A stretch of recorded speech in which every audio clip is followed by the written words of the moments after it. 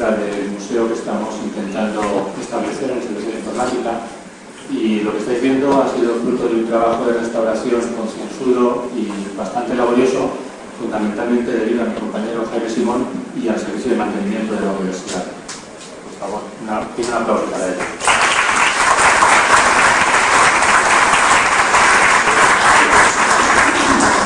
Como veis, en una primera fase la recuperación ha sido solo a nivel estético. Él pretende que además se ponga en marcha el ordenador, o sea que pero bueno, quizás se consiga. El esquema que vamos a seguir es que yo voy a hacer primero una introducción al tema, que no es exclusivamente, pero sí principalmente sobre el IBM 1620, sino en general sobre los orígenes de la informática en la Universidad de Valencia. Y después daré paso a cada uno de los ponentes haciendo una introducción muy breve, porque como os podéis imaginar vamos a ir muy mal de tiempo, y para poder hacer esas introducciones más breves tenéis, si alguien no la tiene a mano, unas copias del currículo de cada uno de ellos en papel ahí a la ventana. Además está también una breve historia del 1620. Y ya sin más, pues vamos a empezar contando un poco los principales hitos a nivel de fechas que afectan al 1620. Los ponentes lo tenéis en papel delante para que no tengáis que ver la vista. Lo que tenemos en rojo son fechas que afectan a IBM y lo que está en negro son fechas que afectan específicamente a este ordenador que tenemos delante. Conseguimos una primera documentación del archivo de la universidad que nos permitió fijar pues, cuándo se compró, exactamente cuánto dinero costó el ordenador, etc. Y había un informe de la persona que aparecerá varias veces, supongo, durante la sesión de hoy, que es un catedrático de química física, ya fallecido, llamado José Ignacio Fernández Alonso. Y este hombre había escrito varios informes en los que detallaba el uso que se hacía del ordenador y hablaba de que el ordenador estaba en un centro de cálculo. Y bueno, nosotros, interesados en averiguar sobre los orígenes de ese centro de cálculo, dudábamos si la fecha de inicio de tal centro de cálculo pudiera ser la fecha exacta de puesta en marcha del ordenador, que como veis fue el 17 de febrero del 65, u otra anterior. Entonces, indagando con la información disponible, pues encontramos datos que ahora en la siguiente diapositiva os mostraré. Pero antes de llegar a ella, lo que quería llamar la atención es que, si os fijáis, el ordenador se compró, las primeras conversaciones para comprar un ordenador son del año 62. La decisión firme de compra del ordenador se toma en el 63, cuando se constituye un patronato específicamente para la compra, se consigue un préstamo de la Caja de Ahorros y se paga el ordenador en junio del 64. 9 meses después se tiene el ordenador en marcha. Después, en el año 71, se canceló el préstamo, condonándole la caja a la universidad, o condonándole 3,1 millones de pesetas. Y luego pues ya el ordenador está, digamos, de ser competitivo, porque como veis en el año 71 ya lo había retirado del mercado y se sigue utilizando hasta retirarse de Campos de las Pilares, donde está ubicado, pero ya fundamentalmente para fines académicos, porque a nivel de investigación no era, como digo, competitivo. Y ya no las condiciones bastante deficientes de mantenimiento, etc., como comentaremos. Hay algunas cosas interesantes en esta diapositiva, pues que denotan un poco el paso del tiempo, las diferencias, ¿no? La universidad pide un préstamo a la Caja de Ahorros y la Caja de Ahorros le perdona después buena parte del importe de ese préstamo. Una cosa curiosa, habría que ver si alguna entidad financiera perdonaba la día. Otra cosa curiosa es que compramos un ordenador y lo tenemos que pagar 9 meses antes de tenerlo, ahora normalmente lo pagamos 9 meses después. Otra cosa que hemos mejorado desde el punto de vista de la universidad, claro, no últimamente el ordenador. Bueno, y como os decía, indagando sobre los orígenes del centro de cálculo, pues nos encontramos que en la hoja de servicios de ese catedrático que comentaba antes, aparece en su hoja de servicios como última cosa, como último cargo, jefe del centro de cálculo de la Universidad de Valencia desde 1955 hasta la fecha. La fecha en ese momento es 1971, que es justo antes de que él se marche a Madrid para ocupar una carrera en la Autónoma. Entonces nos quedamos sorprendidos, bueno, ¿qué había antes de haber el 1620? Pues lo que había antes eran máquinas como la que tenéis ahí delante, una calculadora electromecánica Freedom, y que eran las que algunas de las personas que tomarán la palabra a continuación pues han utilizado en algún caso de forma exclusiva. Claro, decir que eso es informática puede ser cuestionable, ¿vale? Pero desde el punto de vista de que la informática en la Universidad de Valencia entró fundamentalmente como herramienta de cálculo científico, pues es evidente que los antecedentes del 1620 son ese tipo de máquinas y otras similares.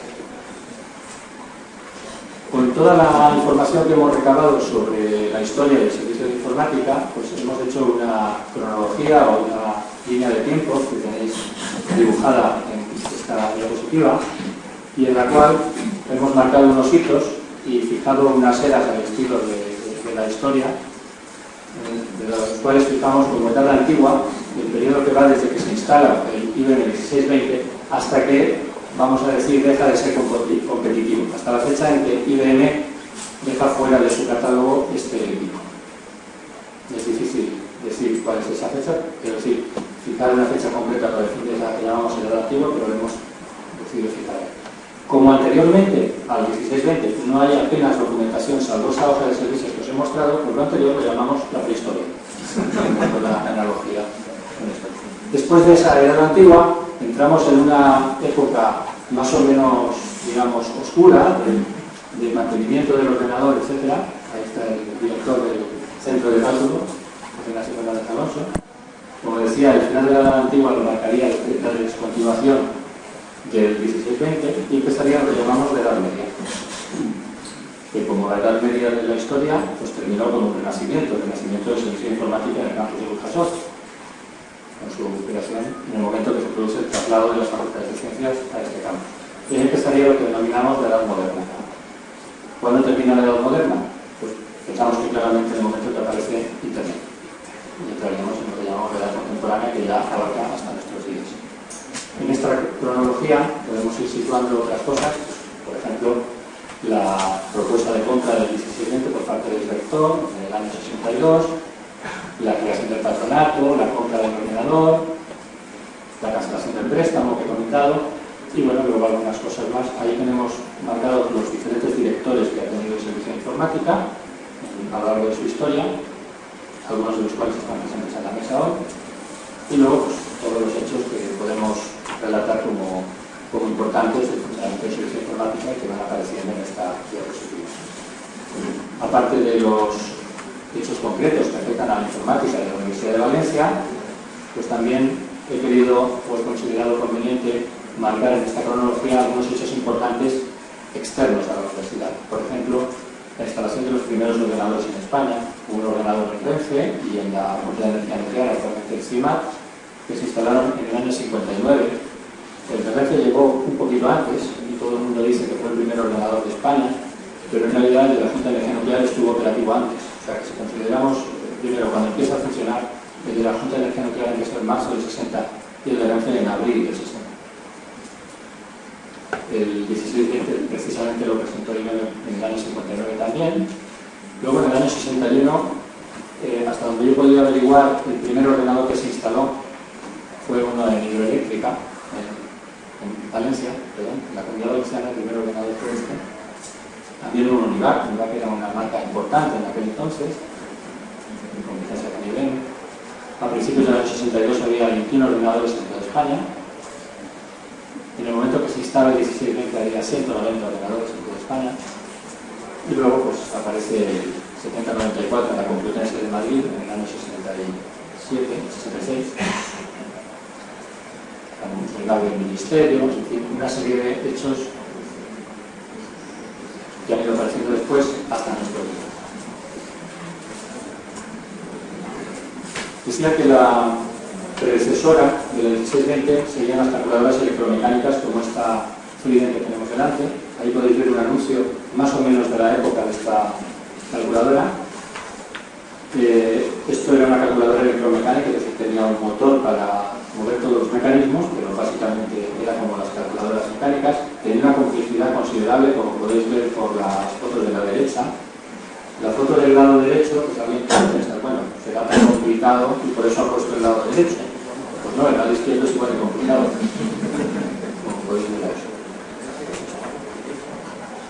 Estas máquinas se utilizaban antes de los ordenadores para hacer todo tipo de cálculos en compañías de seguros, grandes almacenes, para los cálculos del proyecto Manhattan, cuando la bomba atómica, etc. Y hay un vídeo que podéis consultar en internet que muestra el funcionamiento de estas máquinas. Yo he hecho una selección de ese vídeo, el vídeo es bastante largo, de 10 minutos. Esto solo nos va a mostrar cómo se hace una multiplicación en ella. Primero una multiplicación de un número de 12 por 12 y luego un número de 10 cifras.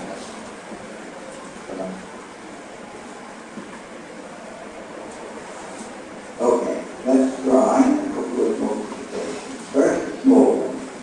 12 by 12. 12. 12. Multiply. 144. 12 squared. Get keyboard. Now let's try a large. 4.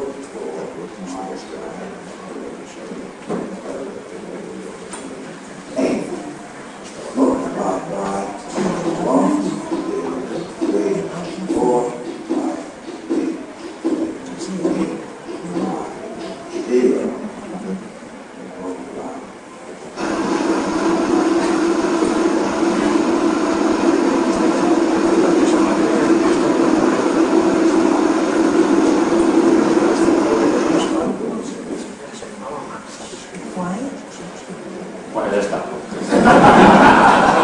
Podéis imaginar lo que podéis poner, tener 20 máquinas de estas funcionando en la misma habitación. Bueno, luego pasamos a algo un poco más avanzado.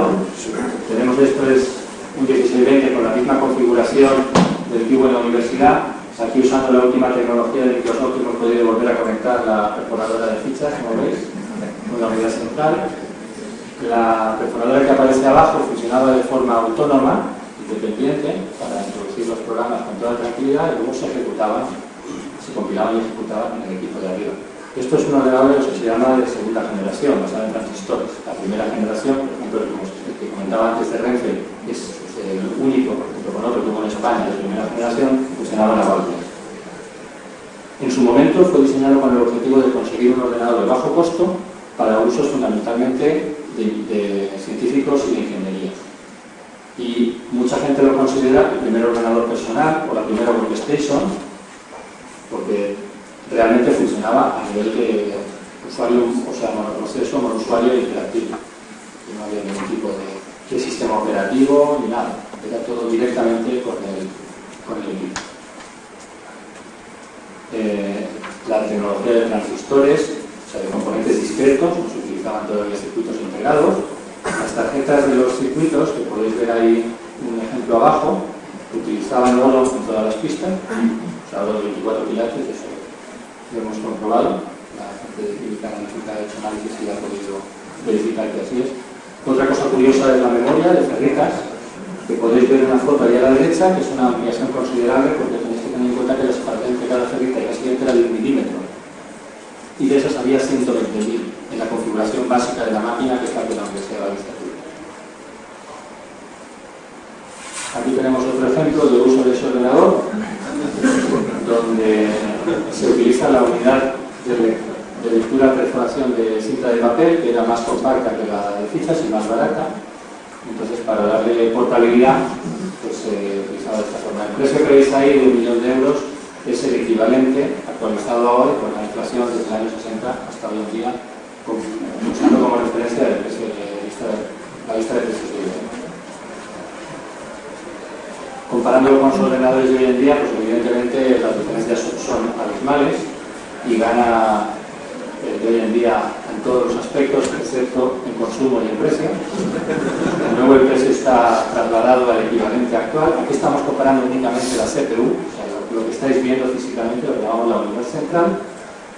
Y una cosa curiosa es que el número de transistores es 1.200 contra 1.400 millones en el caso del chip más reciente de Intel, que podemos montar en un ordenador de sobremesa, la versión más reciente de Intel. En cuanto a la memoria RAM, la máxima configuración soportada era de 60 kilobytes frente a 32 gigas en el caso del Intel, aunque en el caso del Intel el precio que veis abajo no incluye nada de memoria, pero la propia memoria caché del Intel 1620 ya son 8 megas, o sea que gana con diferencia a 1620. Hay un museo de historia de la informática en Estados Unidos que han tenido la paciencia de reconstruir un 1620 y hay un vídeo donde se ve funcionando la máquina. Esto ha sido un proyecto de varios años, de mucha gente implicada en ello, para buscar todos los componentes necesarios. No se verá porque se dice nada.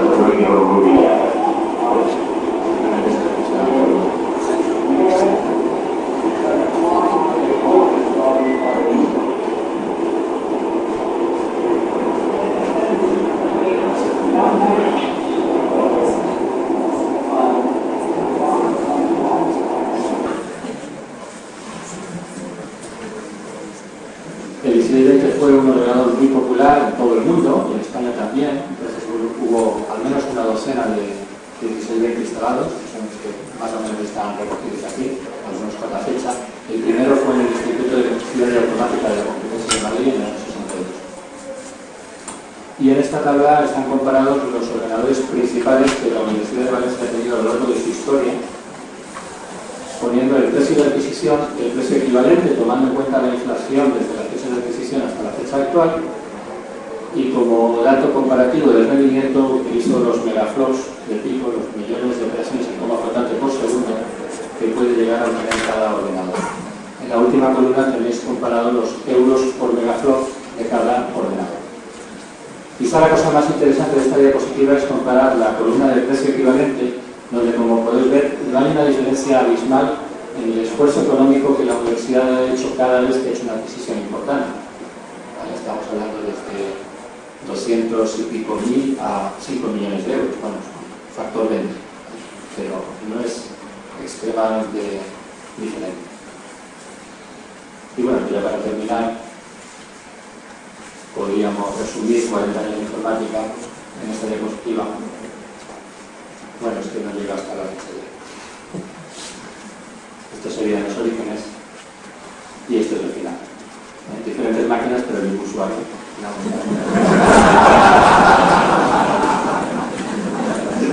Y una cosita más, como ese museo de la informática, además de reconstruir un 1620 físico, han tenido la paciencia de hacer un simulador en Java, por si alguno tiene curiosidad nostálgico de jugar en su casa, pues podemos en un navegador simular el funcionamiento del 1620. Esto nos permite avanzar instrucción a instrucción, esto nos permite avanzar ciclo a ciclo, esto nos permite cambiar los registros y podemos incluso jugar con los switches del programa. Lo único que pasa es que el programa cargado es un programa de diagnóstico, no podemos hacer el programa cargado, y es un programa del cual no tenemos la documentación, por tanto no sabemos tampoco lo que hace. Y la única tecla que no funciona es la de la parada de emergencia.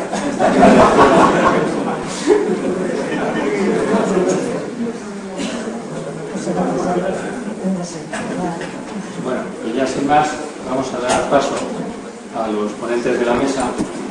Querría primero decir que yo nunca me había imaginado moderar una mesa donde hay tanta gente que han sido profesores míos, jefes, compañeros, usuarios, que he sido yo usuario de ellos. O sea, con la gran mayoría de ellos he tenido una relación, algunos de muchos años.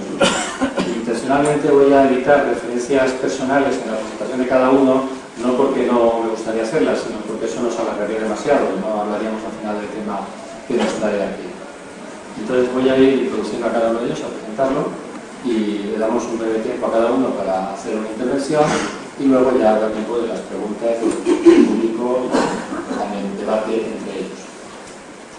Los hemos ordenado aproximadamente por orden cronológico, salvo una excepción, y es que Juan Pablo lo hemos puesto delante de Rosario, porque Juan Pablo es el único de la mesa que no llegó a trabajar en el 1620, solo trabajó con las calculadoras electromecánicas y similares.